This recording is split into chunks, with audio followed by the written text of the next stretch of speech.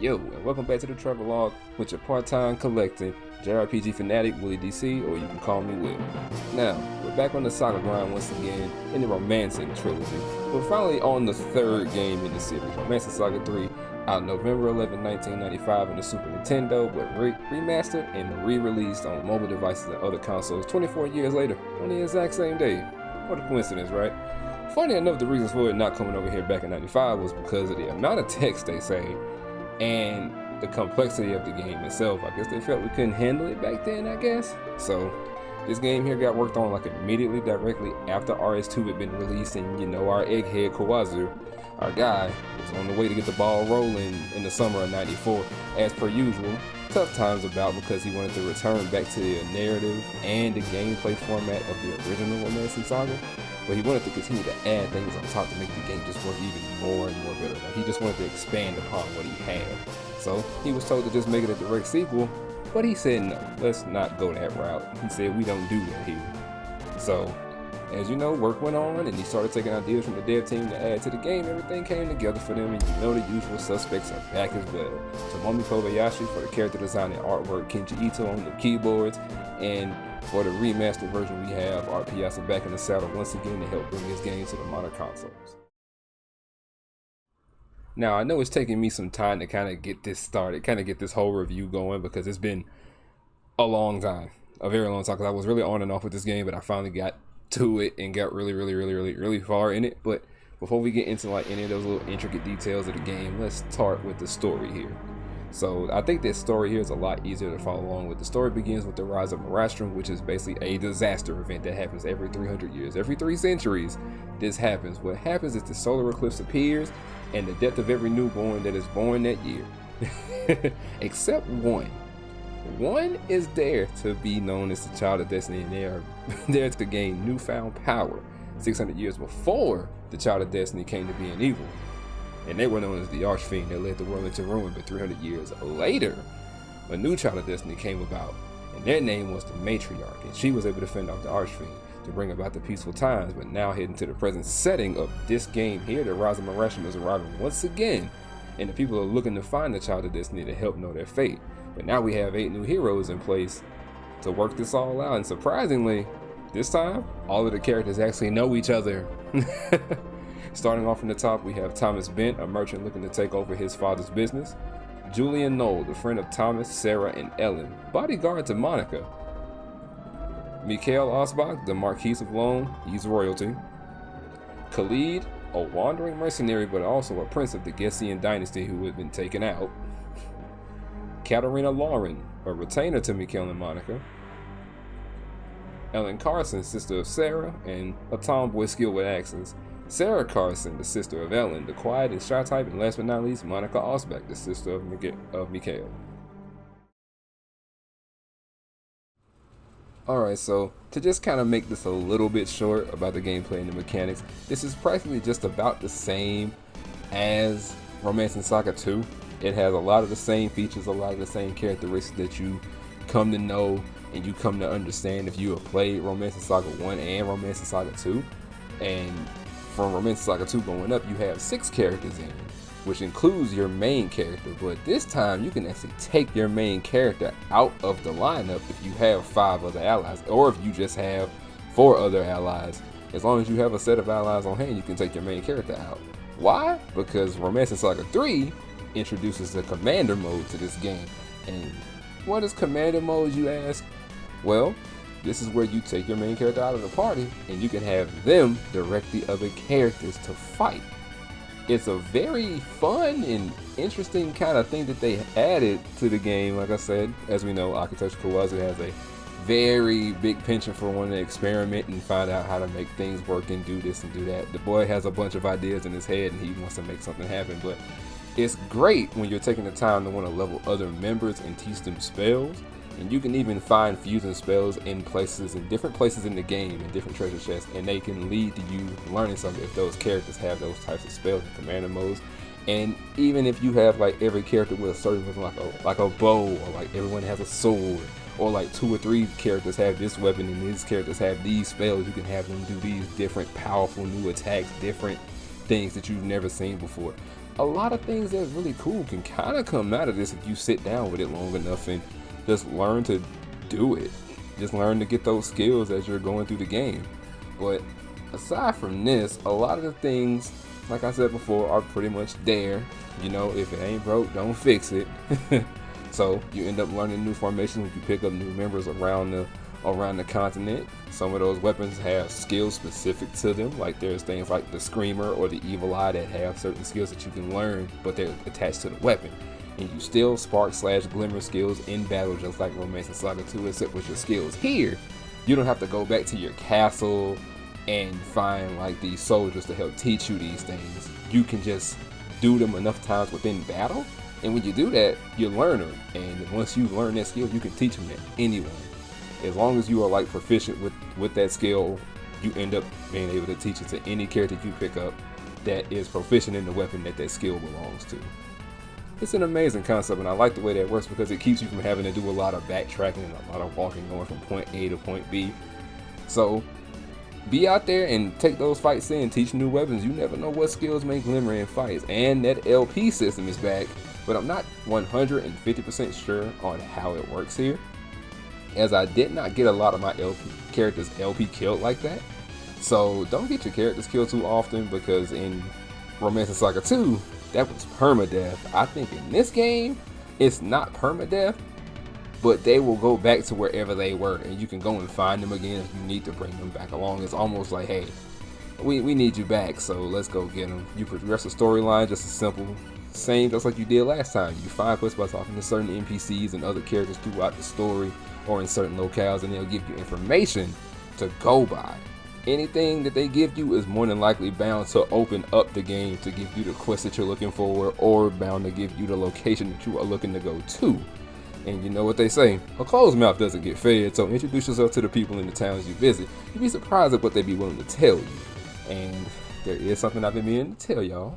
I hadn't finished the game. I haven't. The experience so far has been cool because I started the game with Katarina. I will explain why I haven't finished in a little bit.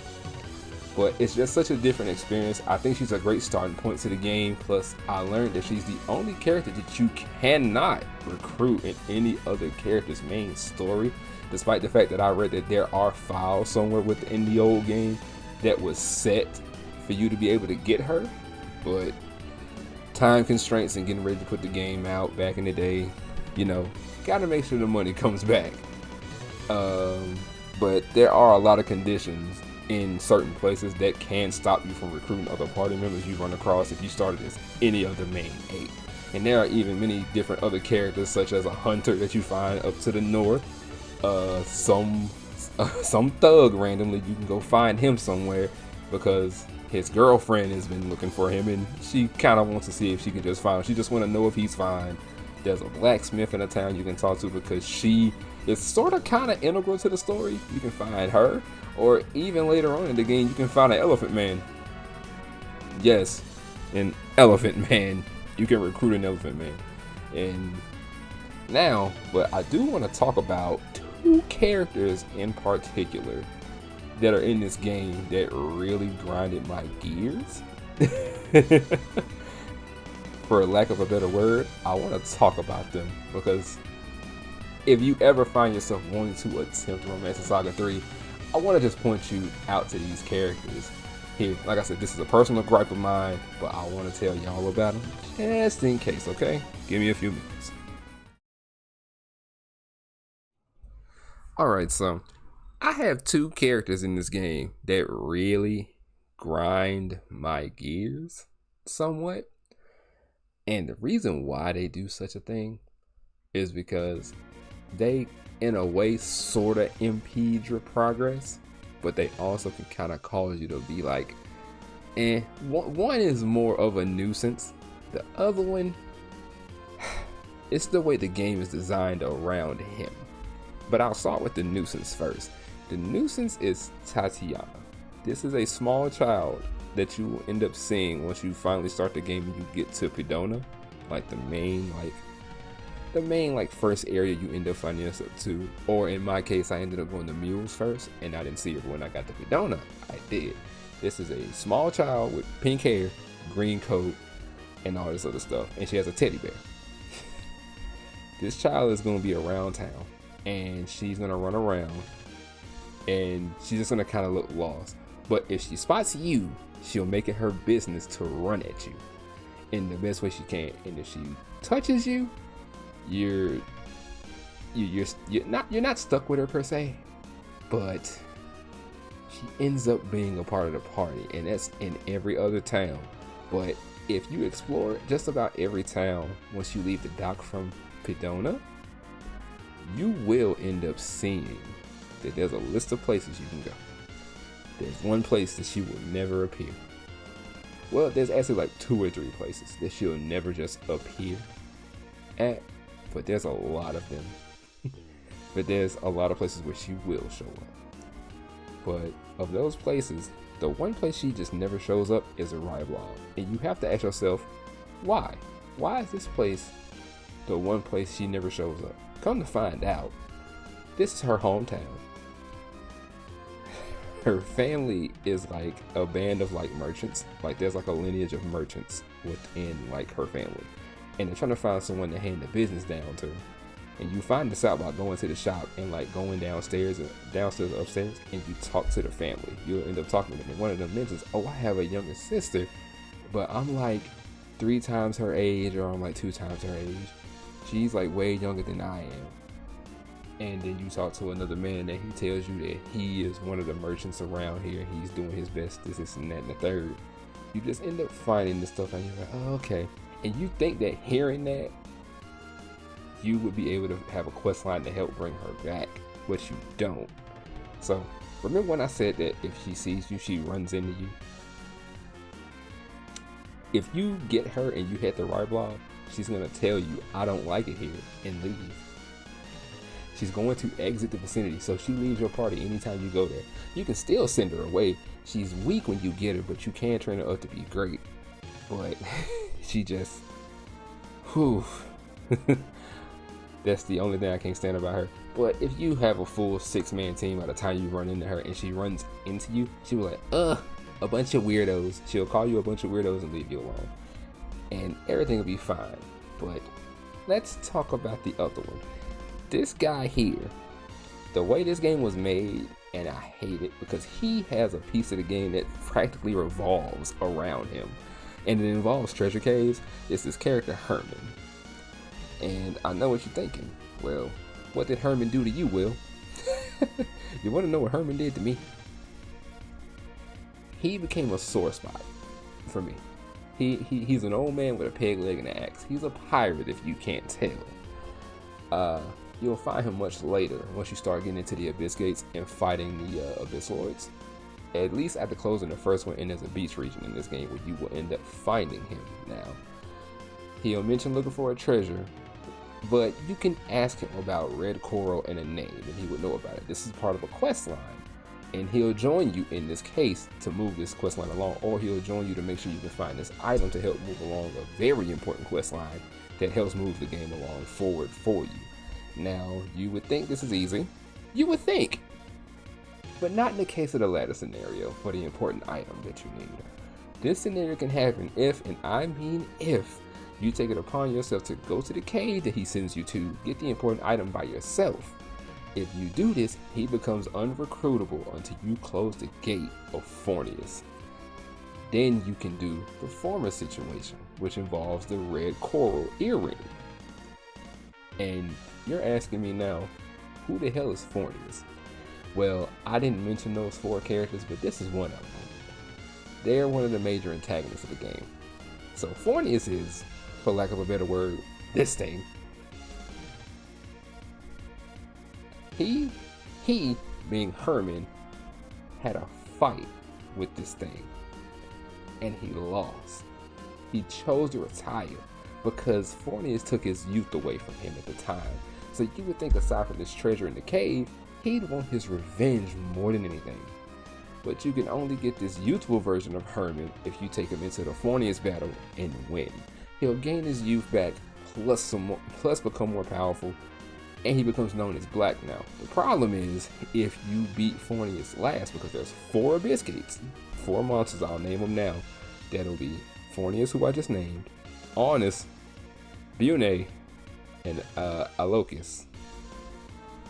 If you beat Fornius last, he stays the old man. You don't get his youth back behind that. And the other problem with Herman, he never leaves your party. He will not leave your party once he joins you. You can't even get rid of him at pubs. You can't do it. The only way to get rid of him is to LP kill him, is to take all of his life points away from him, and he'll be back where you found him, on the beach region. He is annoying to deal with on first playthroughs, so keep him in mind when playing, and hopefully nail the quest lines as best you can, because it's going to come a point where if you're playing this game and you run into him, you're liable to screw this up and almost not get this character that's locked behind being a boss. It's amazing what this game does, trust me, but that right there just irked me to no end. Alright, so to kind of close my thoughts out on this game and to give y'all just a little tiny taste more of what this game is about, I do think this game is interesting in the grand scheme of the trilogy itself. It does really well. I think it's pretty popular compared to Romance and Saga 2. It's great once you get this game started, you get it going, and you end up getting the idea of what it is you're supposed to be doing with the character that you choose to start with. Because remember, there's 8 characters. I listed them all for you. There's 4 guys, 4 ladies. Whoever you pick, all different starting points and different ways to get to the things that they're supposed to be getting to. Now, the quests are cool, and I think the characters are pretty nice in my opinion. But it has a lot of charm in places, and you'll see elements in future games, since this game and Romance and Saga 2 are what ends up leading to the formula of what we currently have within the series. And as I've told a few people, these games aren't for the faint of heart. This is more sliding towards the hardcore rather than just an average JRPG fan. The battle system is great for this game, but I think with the philosophy that this game has of learning your skills through battle, you gain your stats every battle, and then the scaling of the enemies alongside you, this could be a tough sell to any other RPG fan that is walking this earth right now, especially if they've never heard of this series. It's very hard to sell someone this, because if they play Final Fantasy and they know what Final Fantasy 2 is, and you tell them about what this is, they might be like, I don't know if I want to try that. This game can very much be a tough sell, and you could be doing great one fight, and then the next fight you get, it could send you like right back to having to reload your save. Or you could be like me, you do well enough all through the game to get to the end and you can't finish. It's hard. This game is hard. And this isn't the first time it's happened to me within this trilogy, because it happened to me on Romance and Saga 2. It happened to me there, but I luckily finished that one out, no problem, thanks to a broken spell I was able to get. But that's neither here nor there. It does suck that this does happen, but thanks to the modern day remaster, you got a chance with the new Game Plus feature that they implemented, which allows you to basically take the save file of where you last left off, like say for instance you did like I did, got to the end of the game, and you got a lot of powerful stuff on hand, but you can't seem to win. You can load that save file, you'll have pretty much everything back, spells, skills, a good chunk of the weapons, aside from like certain ones that may be like behind something. In particular, you'll have a chunk of that, and you'll be ready to go and play this game and have an easier time moving forward. So the game won't hurt you as bad. But that's all I can really say about the game. And we'll just have to kind of go on my rating scale of visited. And I know I've done this for all 3 of the trilogy games. I've done this for all 3 of the trilogy games, the original trilogy, simply for the fact that these games are tough. I know I said that earlier, but these games are tough in their own way. They all, like I said, they all have charm. They all are pretty solid to get into, but they have this tendency of kicking beginners square in the face. That's what they do. Like, it's not going to hold your hand in any way, shape, or form. It's going to get you in there and have you doing everything that you need to do. It's like, hey, get in, get out, do this, talk to someone, get this quest line going, find this, find that. Don't fight too much or the enemies will be too strong later on, you know. So I'm sorry it took so long to get this rolling, but my next review should be, and give me just a minute, All right, here we go. This is the wheel. I put 9 games on here that I was like, you know what? I wouldn't mind looking through them. I wouldn't mind trying them out, just to, you know, get them in, get them out of my backlog. So we're gonna click this button here and we're gonna see what it lands on.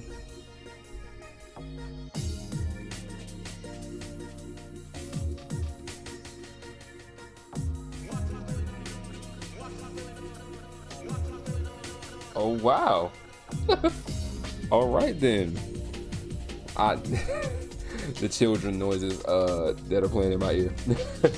They're celebrating this wheel stopping. All right, so this is our next game, Jack Move. I know this is an indie game and I hear it's super short, so this will be the next game we play, Jack Move, for Steam. I have it on Steam. I think it's about a 7 to 10 hour game. So by all means, I'll be playing this in my spare time now. Romancing Saga 3 getting put on the back burner until I beat it myself. If I beat it by the time I get done doing this, I will let y'all know. But other than that, that's the end of this review. I love you, take care, and see you in the next video. Peace.